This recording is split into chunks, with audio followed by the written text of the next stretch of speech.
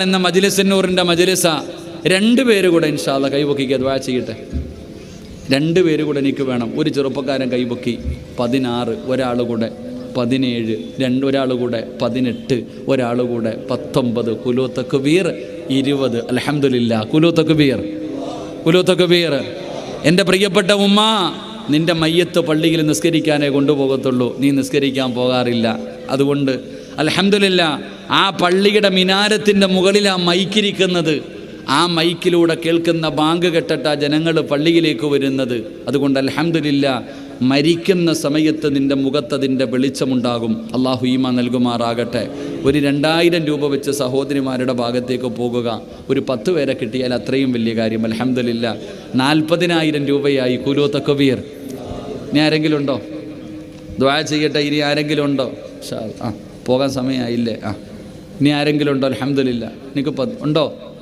40 പേരായി. ഒരാൾ കൂടെ കൈപൊക്കിക്കേ. ഒരാൾ കൂടെ കൈപൊക്കണം. 1 ആയി. ഇനി പൊങ്ങട്ടെ ചങ്ങാതിമാരെ. 2 ആയി.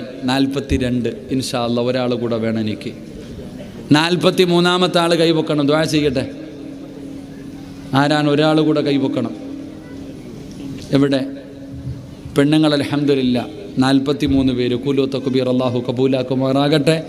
അല്ലാഹു അർഹമായ പ്രതിഫലം ദുനിയാവിലും ആഖിറത്തിലും അല്ലാഹു നൽകി അനുഗ്രഹിക്കുമാറാകട്ടെ. മജ്ലിസുന്നൂറിൻ്റെ വാർഷികമുണ്ട്. എല്ലാ വീടുകളിലേക്കും കബർ നൽകിയിട്ടുണ്ട്.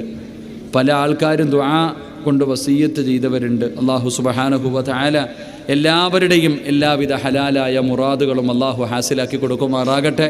അപ്പോൾ അൽഹംദുലില്ലാ, നിങ്ങളെ കൊണ്ട് ചെയ്യാൻ കഴിയുന്നത് നിങ്ങൾ ചെയ്യുക. അല്ലാഹു നിങ്ങളുടെ ദുനിയാവും ആഖിറവും അല്ലാഹു രക്ഷപ്പെടുത്തുമാറാകട്ടെ. അപ്പോൾ പറയേണ്ട ദിക്ർ ഏതാ? ബദറിൻ്റെ രണാങ്കണത്തിലേക്ക് കടന്നുപോയ സ്വഹാബികൾ, അല്ലാഹു ബർക്കത്ത് ചെയ്യുമാറാകട്ടെ. ബദറിൻ്റെ രണാങ്കണത്തിലേക്ക് കടന്നുപോയ സ്വഹാബികൾ അവിടെന്ന് പറഞ്ഞ ദിക്ർ യാ ഹയ്യു യാ ഖയ്യൂം.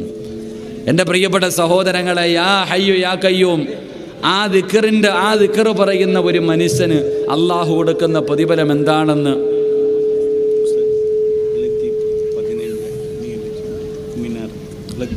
യാ ഹയ്യു യാ ഖയ്യൂം എന്ന് പറയുന്ന ദിക്റിൻ്റെ പ്രതിഫലം എന്താണെന്ന് പള്ളിയിലെ ഉസ്താദിനോട് ചോദിച്ചാൽ മതി. എണ്ണി പറഞ്ഞു തരും. അല്ലാഹു ബർക്കത്ത് ചെയ്യുമാറാകട്ടെ. അപ്പോൾ ആ ദിക്ർ പറഞ്ഞിട്ട് ദുആ ചെയ്താൽ ദുആയ്ക്ക് ഉത്തരമുണ്ടെന്ന് നബിയുനാ റസൂലുള്ളാഹി സ്വല്ലല്ലാഹു അലൈഹി വസല്ലം. അല്ലാഹു സ്വീകരിക്കുമാറാകട്ടെ. അല്ലാഹു അർഹമായ പ്രതിഫലം നൽകുമാറാകട്ടെ. അൽഹംദുലില്ലാ, എൻ്റെ കൂടെ വന്ന ലത്തീഫ് എന്ന് പറയുന്ന സഹോദരൻ അൽഹംദുലില്ലാ 10,000 രൂപ പള്ളിക്ക് 15,000 രൂപ അല്ലാഹു സ്വീകരിക്കുമാറാകട്ടെ. അവൻ്റെ ഉപ്പയുടെ ഖബറിടം അല്ലാഹു വിശാലമാക്കി കൊടുക്കുമാറാകട്ടെ. ഉമ്മയ്ക്ക് അല്ലാഹു ആഫിയത്തുള്ള ദീർഘായുസ് കൊടുത്ത് അനുഗ്രഹിക്കുമാറാകട്ടെ. അവൻ്റെ ഭാര്യ സന്താനങ്ങളെ അല്ലാഹു അനുഗ്രഹിക്കുമാറാകട്ടെ. അൽഹംദുലില്ലാ, നിങ്ങളെ എല്ലാവരെയും മരിച്ചുപോയി ഇസ്മായിൽ എന്ന സഹോദരന് വേണ്ടി ദുആ ചെയ്യാൻ പറഞ്ഞിട്ടുണ്ട്. അല്ലാഹു ഖബറിടം വിശാലമാക്കി കൊടുക്കുമാറാകട്ടെ. മഗ്ഫിറത്തും റഹ്മത്തും നൽകി അനുഗ്രഹിക്കുമാറാകട്ടെ. അദ്ദേഹത്തിൻ്റെ ഉമ്മയ്ക്ക് അല്ലാഹു ആഫിയത്തുള്ള ദീർഘായുസ് കൊടുക്കുമാറാകട്ടെ. അപ്പോൾ അൽഹംദുലില്ലാ, ഞാൻ ഇൻഷാ അല്ലാഹ് ഈ വരുന്ന റമളാൻ മാസത്തിൽ ഉംറയ്ക്ക് പോകാൻ ആഗ്രഹിക്കുന്നുണ്ട്.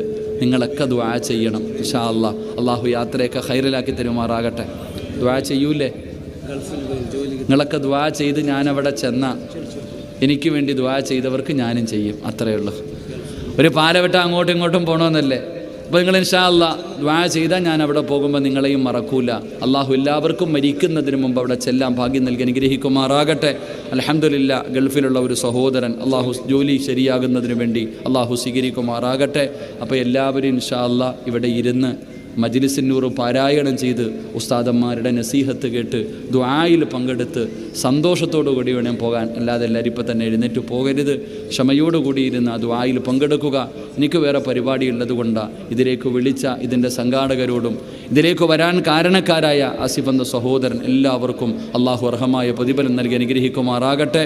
ദുആ ചെയ്യണേ എന്ന വസിയ്യത്തോടെ വആഖിറു ദഅ്വാന അനിൽ ഹംദുലില്ലാഹി റബ്ബിൽ ആലമീൻ.